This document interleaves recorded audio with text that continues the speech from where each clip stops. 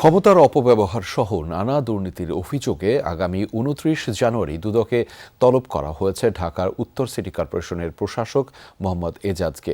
একইভাবে ৮৫০ কোটি টাকা পাচারের অভিযোগে সামিট গ্রুপের চেয়ারম্যান আজিজ খান সহ তার পরিবারের ১৬ সদস্যকেও তলব করেছে সংস্থাটি। এদিন জগন্নাথ বিশ্ববিদ্যালয়ের সাবেক ভিসি মিজানুর রহমানকে দুর্নীতির অভিযোগে জিজ্ঞাসাবাদ করেছে অনুসন্ধানকারী কর্মকর্তা। স্বাস্থ্যকর অল টাইম ফ্যামিলি কেক, সব সময় অল টাইম হেলদি লাইফ।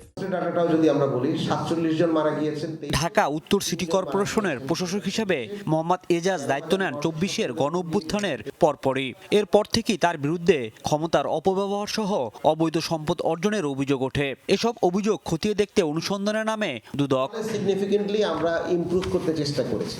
এরই অংশ হিসাবে আগামী ২৯শে জানুয়ারি উত্তর সিটির প্রশাসক এজাজকে তলব করে চিঠি দিয়েছে সংস্থাটি, যেখানে গাবতলীর পশুরহাট ও বনানী কাঁচা বাজার ইজারা, ই রিক্সা প্রকল্প, বোরাক টাওয়ারের দখলসহ সিটি কর্পোরেশনের সংশ্লিষ্ট দুর্নীতির অভিযোগের বিষয়ে তার বক্তব্য জানতে চাওয়া হয়েছে।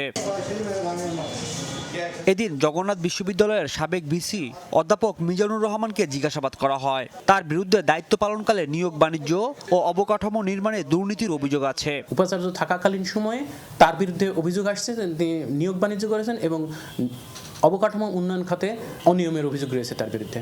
৮৫০ কোটি টাকা পাচারের অভিযোগে তলব করা হয়েছে সামিট গ্রুপের চেয়ারম্যান আজিজ খান সহ তার পরিবারের ১৬ সদস্যকে। আজিজ খান এবং তার পরিবারের সদস্য সহ মোট ১৬ জনকে অনুসন্ধানকারী কর্মকর্তা আগামী ১, ২, ৩ ফেব্রুয়ারি দুদকে ডেকেছেন তাদের বক্তব্য নেওয়ার জন্য। তাদের বিরুদ্ধে অভিযোগ হচ্ছে অবৈধ সম্পদ অর্জন এবং মানি লন্ডারিং মাধ্যমে বিদেশে কোটি কোটি টাকা পাচারের অভিযোগ রয়েছে তাদের বিরুদ্ধে। এছাড়া বাংলাদেশ শিপিং কর্পোরেশনের মহাব্যবস্থাপক জিয়াউর রহমান চৌধুরী ও তার স্ত্রীর দুর্নীতির খোঁজে বিভিন্ন দপ্তরে চিঠি পাঠিয়েছে দুদক। শিপিং কর্পোরেশনের মহাব্যবস্থাপক জিয়াউর রহমান চৌধুরী। রাজীব আহমেদ, যমুনা নিউজ, ঢাকা।